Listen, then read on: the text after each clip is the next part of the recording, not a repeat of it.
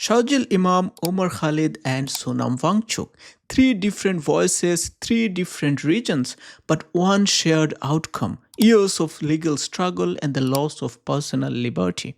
Now, a new name joins this list: Deepak Kumar. Today, we are connecting the dots. If we don't stand behind the individuals who represent our collective rights, we risk a future where no one dares to speak at all. This is about more than just one person. It's about the survival of the bridge builders in our society. I don't want to repeat the whole story, but for those who don't know, Deepak is a gym owner. On January 26, he witnessed a mob, reportedly members of a particular group, harassing a 70-year-old shopkeeper, Vakil Ahmed. The reason is his shop was named Baba School Dress. The group claimed only Hindus could use the word Baba. Deepak stepped in and he asked a very simple question: if a Hindu can use it, why can't a Muslim?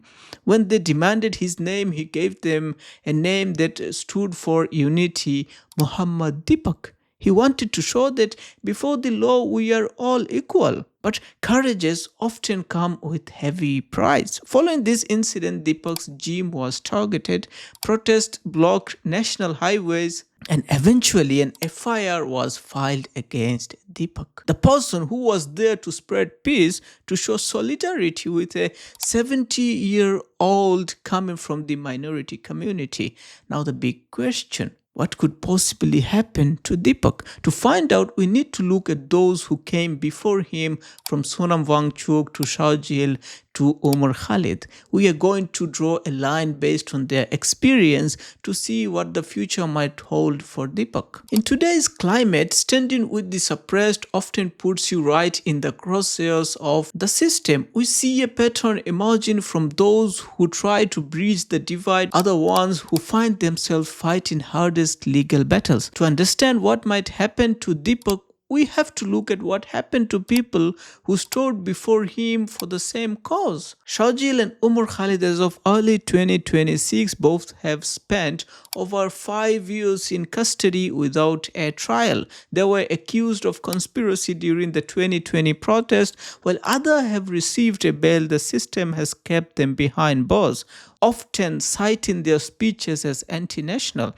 I would like to show you a bite from the Indian Home Minister where he was talking about Sharjeel. जहाँ तक शर्जील इमाम का सवाल है, उन्होंने असम बंद करने की बात करी थी, हमने उनको अभी बंद कर जेल में रखा है.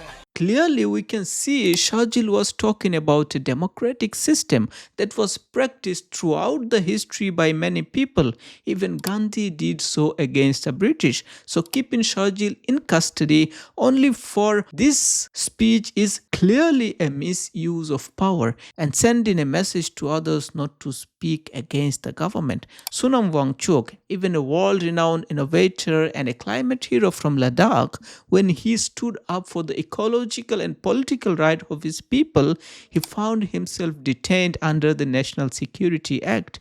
This was his last message. जब वो चाहें हमें गिरफ्तार कर सकता है. मैं सोचता हूं कि मेरे जेल में होना देश को ज्यादा जगाएगा मेरे बाहर होने से. The message seems clear. If you challenge the narrative, the system has a long memory and a very heavy hand. This is the moment of truth. If you are watching this and you feel safe because someone else is fighting your battles, you are mistaken.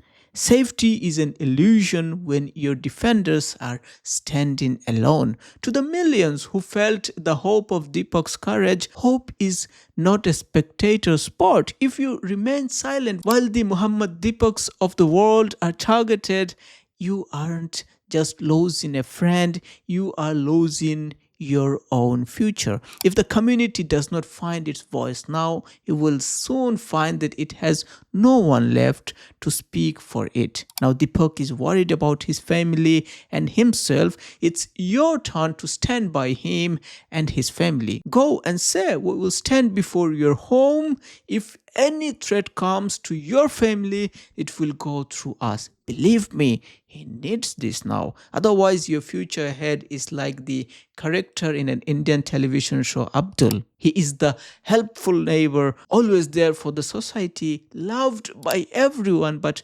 always an outsider in the grand scheme of things. Is this the future being prepared for minorities and for their allies?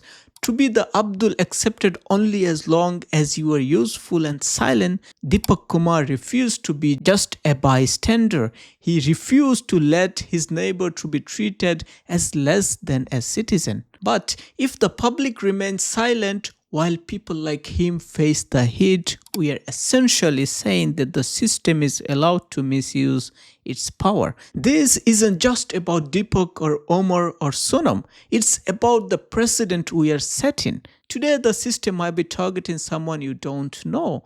But once the gears of power are allowed to turn without accountability, tomorrow those gears could turn toward anyone. The line has been drawn.